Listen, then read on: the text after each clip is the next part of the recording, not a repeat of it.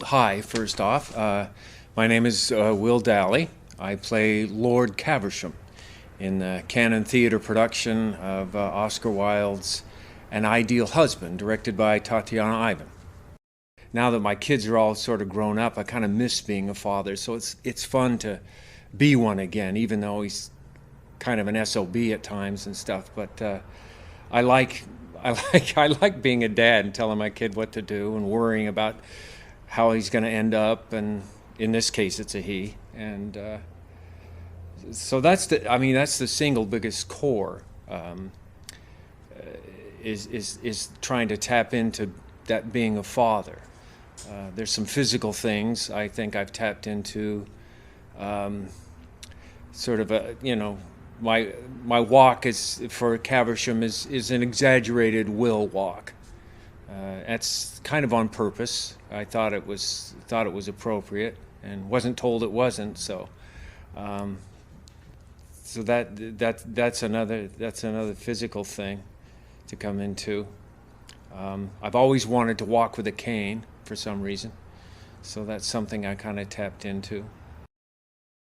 My name is Ian Dowell, and I play Lord Arthur Goring, who is a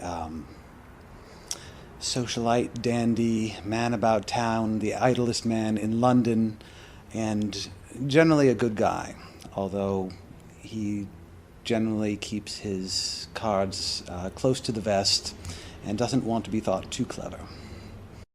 I think Lord Goring is a truly caring person. He cares about his friends, the Chilterns. He cares about Mabel Chiltern. He cares about his father.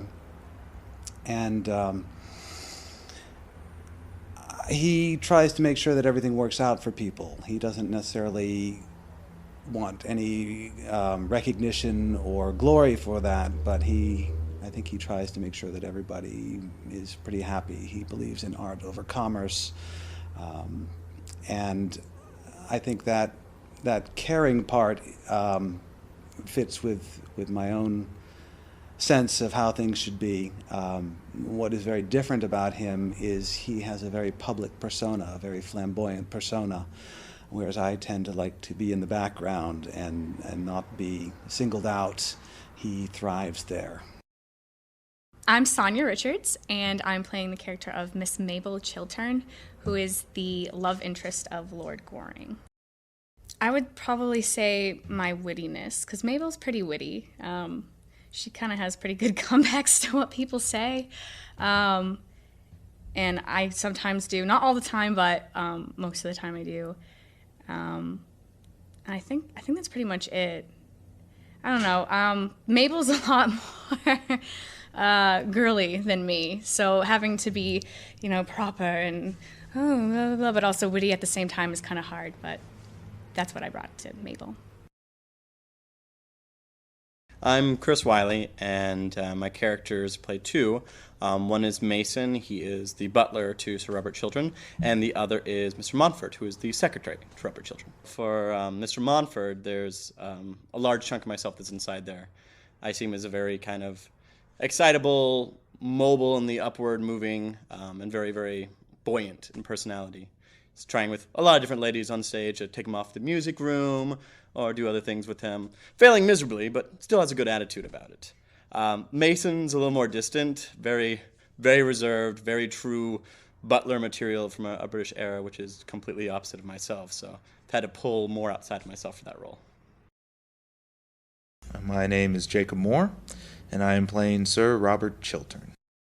Probably the most obvious part that I bring into this character, since Sir Robert Chiltern is a politician, he's known as a great orator, is just my presence, my size, my volume. On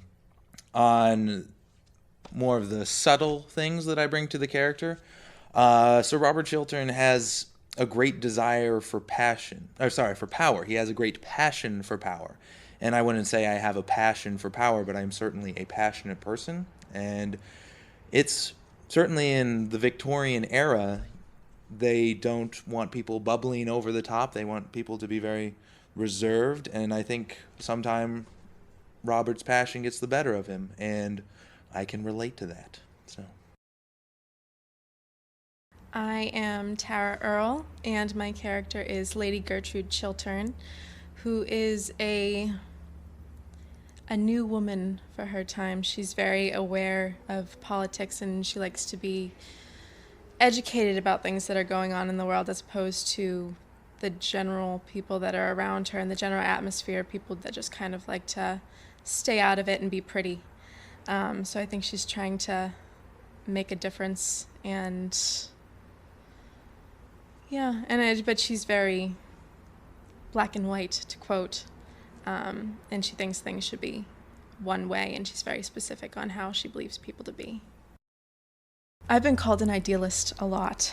I think Gertrude takes it farther than I do, but I like to think the best in people, and I might be scared to trust people again after they've done something wrong to me.